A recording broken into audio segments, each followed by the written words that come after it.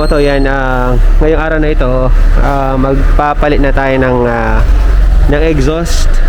Actually, kanina pang konti dumating yung from Motorrad. Yan, kung familiar po kayo sa Motorrad, meron po sa FB page. Yan, check nyo na lang po. From Manila pa sila. Nga lang, di ko pa talaga kayang ibiyahe ito sa Manila. Kaya ang nangyari is sakto meron silang gagawin dito sa Pampanga, kaya pinasabay na yung paggawa natin ng exhaust. Actually, gagawin po niyan, papalitan yung exhaust, tapos i-tune up nila or remap. Yan, kung familiar ko sa remap, kasi once na nagpalit tayo ng exhaust, kailangan siyang i-remap para yung performance is nandun pa rin. Yan, so na-start na nilang gawin. Tapos upgrade din tayo ng filter. Yung filter natin is ito, BMC air filter. Yan, so nalagay na siya, hindi ko lang siya nag-videohan. Tapos yung napili nating exhaust is yung CRT, SE Project CRT.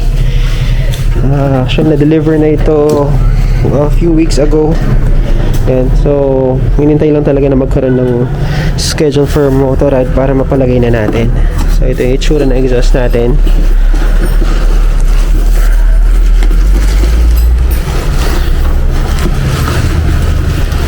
Yan, bali in-order ko siya online. Yung pinag-order ko i-post ko na lang sa screen. Gear Off yung name, Gear Off yung pangalan ng page nila. So ganito yung itsura ng SE Project CRT. Yan, malaki ng butas niya. Yan, ito yung alam ko pinaka maingay sa mga SE Project exhaust, CRT. Yan, ang laki kasi ng butas niya. Tapos ano siya, package na siya, meron siyang mid pipe. So pang ZX-10R talaga siya. So may mga option kasi na mag-order ng canister lang. Yan, canister lang. Tapos ikaw magpapagawa ng mid pipe. Pero itong in-order natin specifically for ZX-10R siya. So meron na siyang mid pipe. Ito yung kasama niya, mid pipe.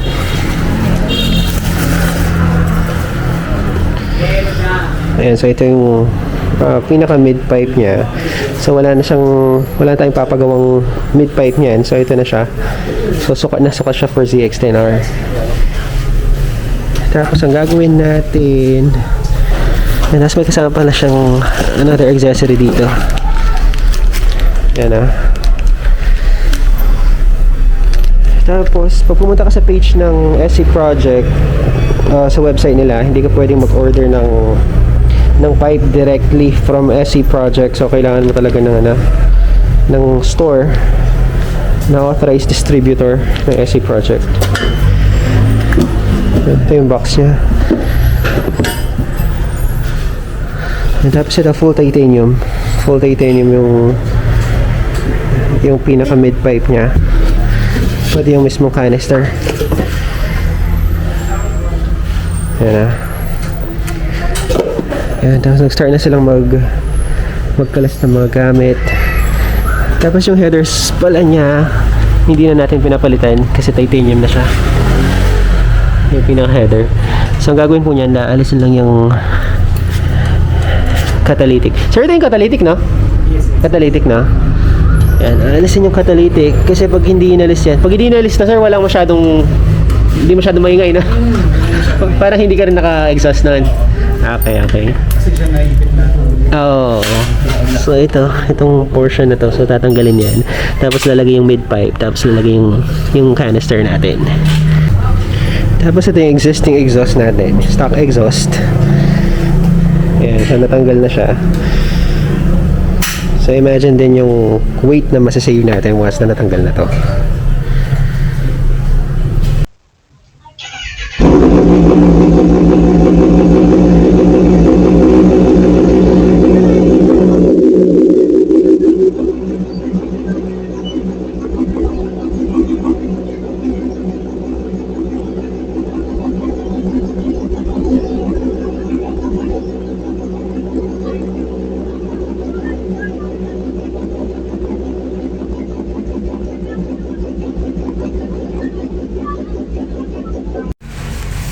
Mga kamoto, okay na. Kaalis na yung team ng Motorrad at tapos na yung remap natin. Na-install na rin yung SC project natin na exhaust. Yan, CRT. Tapos meron siya accessory dito. Yan. Install na kasi usually pag nag-upgrade tayo ng exhaust, kailangan ipa-remap natin o reflash natin yung system niya kasi nagbago yung ano niya, yung muffler niya. So yung buga ng hangin dito mas malaki siya yan compared sa dati, kasi dati talagang masikip yung dito.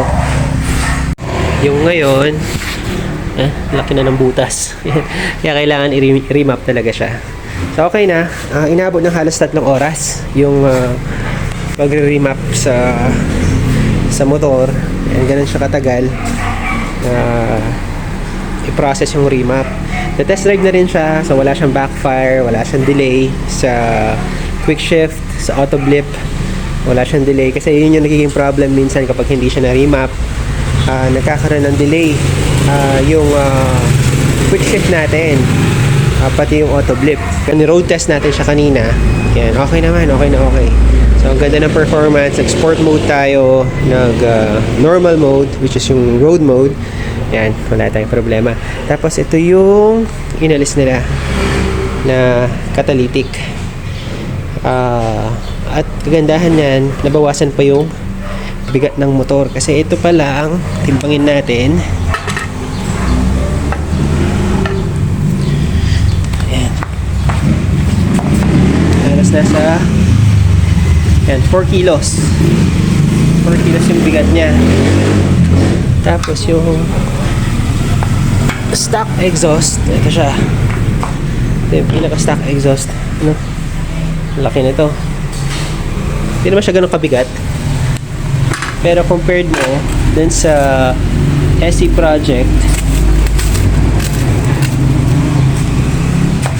hindi siya lumitaw. Ibig sabihin wala siyang 1 kilo. Almost 1 kilo siya. So halos nasa 5 kilos yung nabawas na weight sa motor since napalitan siya ng SC project. Yan, tapos mga kamoto, price reveal sa ating SC project, CRT exhaust. Galing kasi na made in Italy. Yan, made in Italy.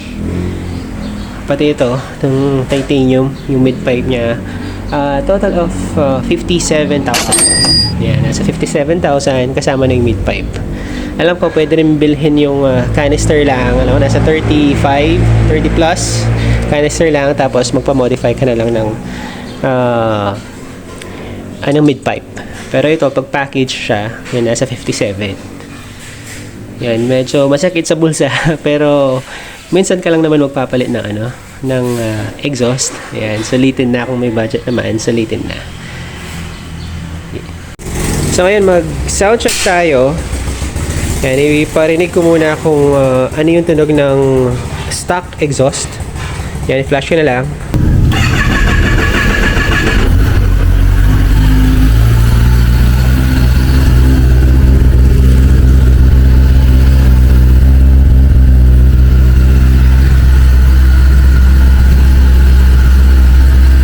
Yan, so napakatahimik. Ganyan lang siya. Mabait. Pero yung CRT exhaust natin, i-sound test natin siya.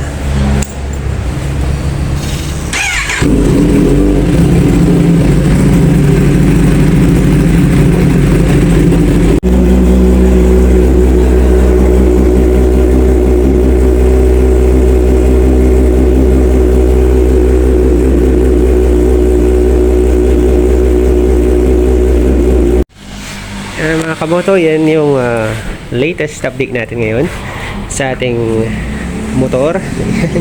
So next ride natin, expect natin na medyo maingay na medyo may sound presence na yung motor kapag nasa labas tayo. Kapag dito, medyo maingay talaga siya. Pero once na nakalabas na tayo sa mismong kalsada, sabay ng ingay ng mga truck, ng mga kotse, ng mga jeep. Yan, hindi na masyadong maingay, pero definitely, ramdam pa rin. Ramdam pa rin yung road presence kapag naka-exhaust tayo. Kaya maraming salamat for tuning in sa ating vlog ngayong araw. Mag-ingat tayong lahat at pagpalain tayo ng Panginoon.